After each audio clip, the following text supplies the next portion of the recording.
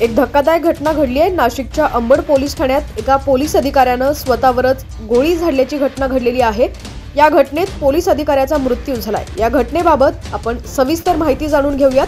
त्याआधी तुम्ही HPN Marathi news चॅनलला सबस्क्राइब केलं नसेल तर नक्की सबस्क्राइब करा आणि बेल आयकॉनवर क्लिक करून नोटिफिकेशन्स मिळवा, जेणेकरून आमचे अपडेट्स लवकरात लवकर तुमच्यापर्यंत पोहोचतील।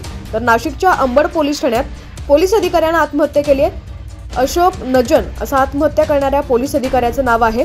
अशोक नजन हे अंबड पोलीस ठाण्यात पोलीस उपनिरीक्षक पदावर कार्यरत होते। पोलीस उपनिरीक्षक अशोक नजन यांनी पोलीस ठाण्यातच आत्महत्या केलेली आहे।